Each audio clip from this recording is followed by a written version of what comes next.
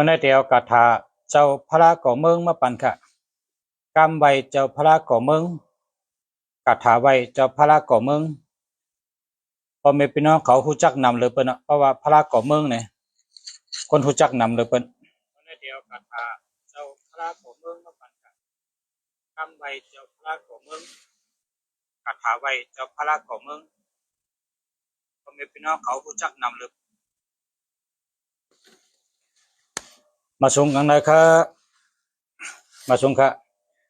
มาส่งค่ะพ่อแม่พี่น้องผู้ทำเงินกูเกาะกูก้นกูเจ้ากะมาส่งตั้งเสียงกันเนาะมาส่งค่ะเมื่อในเดียวกาถาลีกาถาเมียดกาถาลีเจ้าพระก่อเมืองกาถาเจ้าพระก่อเมืองเมื่อในเอากาถากำไว้เจ้าพระก่อเมืองมาปันค่ะเพราะเผอมีพระก่อเมืองก็ลดกาถาในขณะเพราะเผอมีพระก่อเมืองเพราะผมมี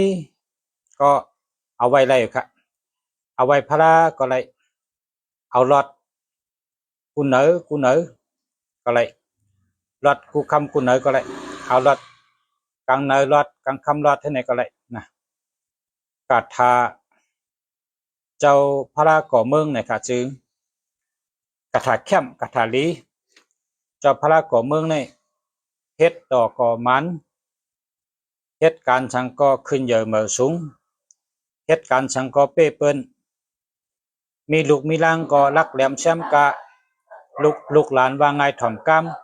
ำลูกหลานรักแหลมลูกล่างรักแหลม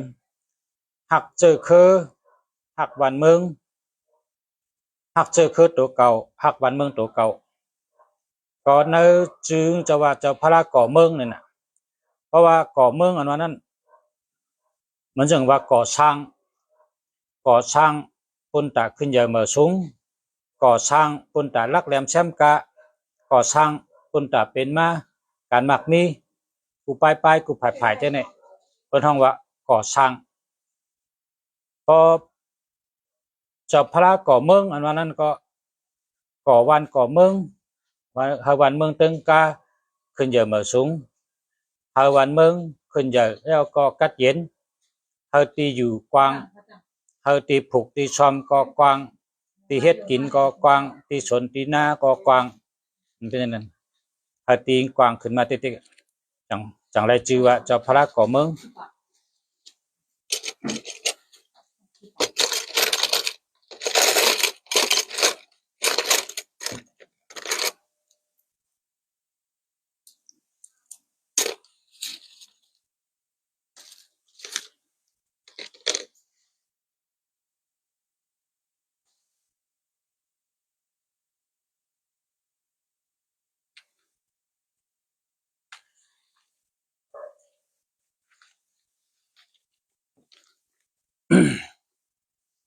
ก็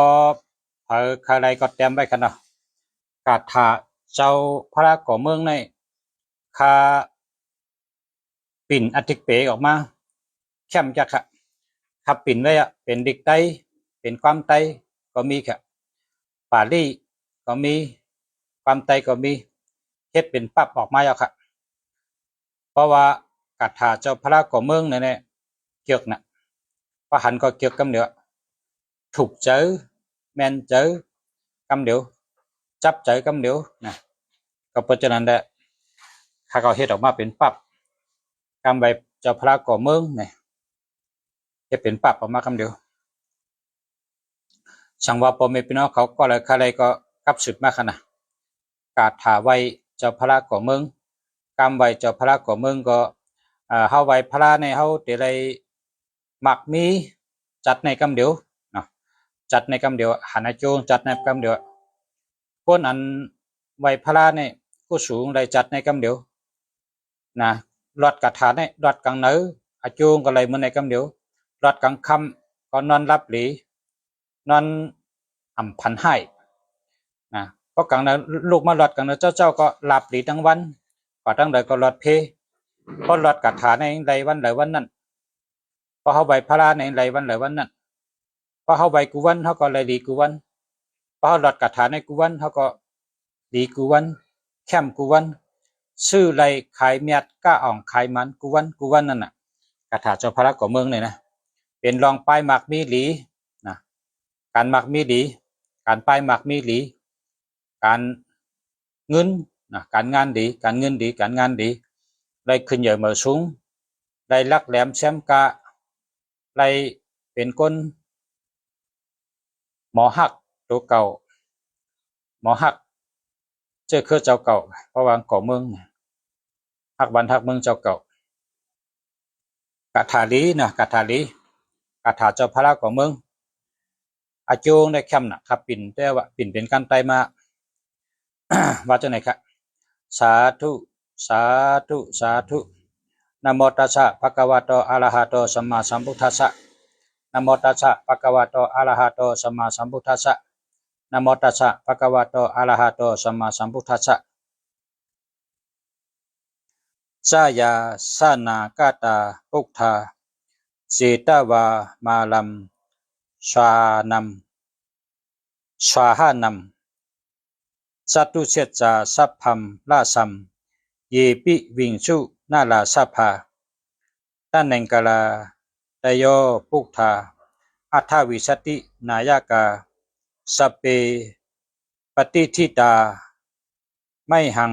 มัทธเกเตมุนิสาลาสีเสปฏิทิโตไม่หังปุกทอธรรมโมทาวิโลจาเนสังโฆปฏิทิโตไม่หังอุเลสัปปะอุณากาโลหัตตเยเม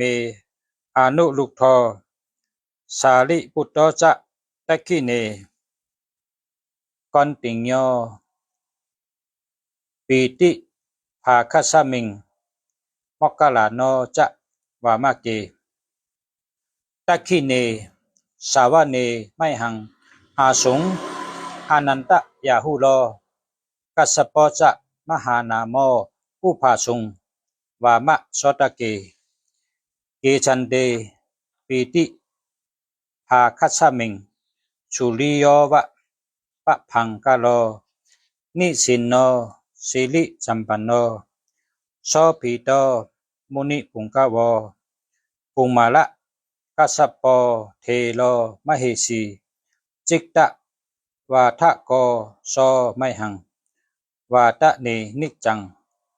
ปฏิทาสีปุณากาโลปุญโยอังคุลิมาโลจะอุปาลินันตะสิวลิเทโลเป็นจะอิเมจตานาลาติติลากามะมะเสสาสิติมหาเทลาวิจิตาจินะสาวกาเอเตสิติมหาเทลาจิตะวันโตจิโนลาสาจาลันตาศิละเตเจนะอังคะมังเคสุสันทิตารัตนัมปุระโตอาสิตะคิเนเมตตะสุตกรรมทัจกรรมปัจจโตอาสิวาเมอังคุลิมาละกัง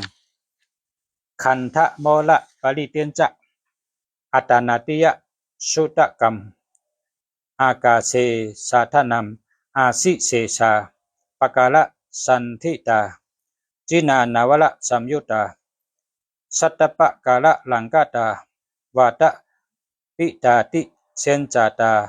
พาหิเลจตุบดาวาอาเสสาวินายังยันตุอนันตจินะเตจาสาวัสโตเมสกิเจนะสัทธาสัมพุทธะเป็นจะเลจินะปัญจละมัสสัมหิวิหารันตังมหิตะเล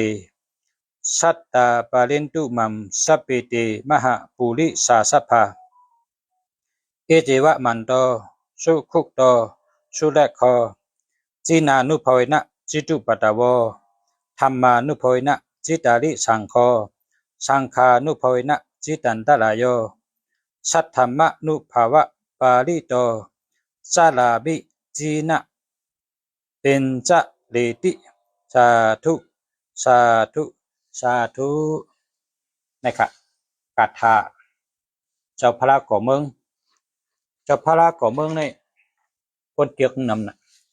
คนกูก็ค่ะหันกูเจ้าเคยค่ะเนาะ ผู้เจ้าคือคนเกียกพระของเมืองในน